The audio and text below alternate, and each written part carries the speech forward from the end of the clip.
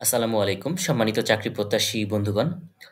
বাংলাদেশ বিদ্যুৎ উন্নয়ন বোর্ডের ১৫৯৬ পদের সাহায্যকারী পদের যেই নিয়োগ বিজ্ঞপ্তিটি প্রকাশিত হয়েছে, আসুন আমরা এখন বিস্তারিত জেনে নিই আসলে এই সাহায্যকারী পদের এক্সাক্ট কাজটা কি?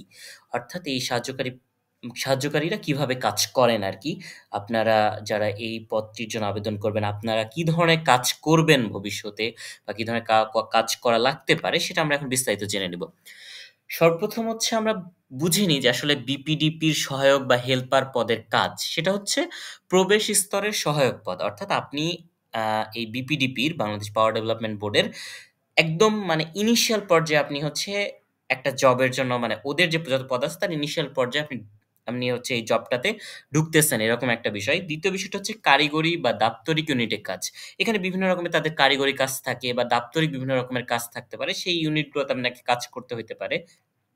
এরপরে লাস্ট যে বিষয়টা সেটা হচ্ছে ইঞ্জিনিয়ার, টেকনিশিয়ান ও কর্মকর্তাদের সহায়তা। সেখানে বিভিন্ন ধরনের বিপিডিবি বা বাংলাদেশ পাওয়ার ডেভেলপমেন্ট বোর্ডগুলোতে বিভিন্ন ধরনের ইঞ্জিনিয়ার, টেকনিশিয়ান ও কর্মকর্তা আছে।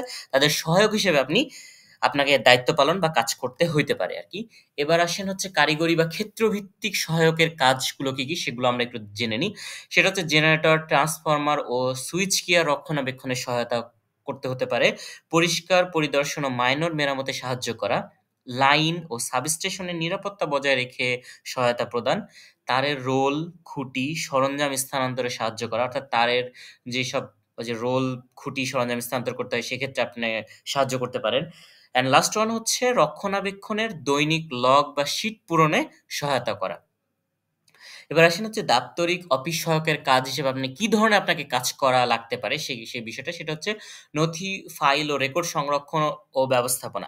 অর্থাৎ আপনার বিপিডিবি অর্থাৎ বাংলাদেশ পাওয়ার ডেভেলপমেন্ট বোর্ডগুলোতে বিভিন্ন রকমের নথি, ফাইল, রেকর্ড আপনাকে সংরক্ষণ করতে হতে পারে।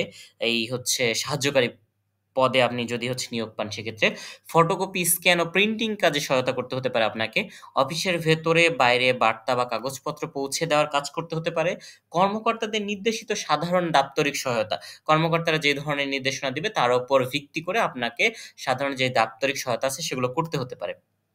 লাস্টে আমি যদি সর্বশেষ সংক্ষেপে আপনাকে বলে দিই, সেটা হচ্ছে যে আপনার যিনি সুপারভাইজার বা টেকনিশিয়ান থাকবে, তিনি আপনাকে যে কাজ দিবে তার নির্দেশনা অনুসারে আপনাকে কাজ সম্পাদন করতে হবে। অর্থাৎ কাজ করতে হবে। ২য় বিষয়টা হচ্ছে কারিগরি বা দাপ্তরিক ইউনিটের কাজ সহজ ও গতিশীল করা। অর্থাৎ এই যে আপনি হচ্ছে আপনার টেকনিশিয়ান, সুপারভাইজার বা হচ্ছে আপনি আপনার কর্মকর্তাকে সাহায্য করছেন, করার মাধ্যমে আসলে কাজটাকে কি করতেছেন? সহজ ও গতিশীল করতেছেন। অ্যান্ড লাস্ট ওয়ান হচ্ছে মৌলিক সহায়ক ও প্রাথমিক কাজ সম্পাদন করা। আর আপনাকে এই কারণেই হচ্ছে আপনাকে হচ্ছে ২ বছরের তারা ট্রেনিং পিরিয়ড এ আপনাকে হচ্ছে তারা নিয়োগ দিবে। এরপরে আপনার চাকরিটি পার্মানেন্ট করবে আরকি। ধন্যবাদ। সবার আগে যেকোনো কিছু আপডেট পেতে আমাদের চ্যানেলটিকে লাইক এবং সাবস্ক্রাইব করে আমাদের সাথেই থাকবেন। আসসালামু আলাইকুম।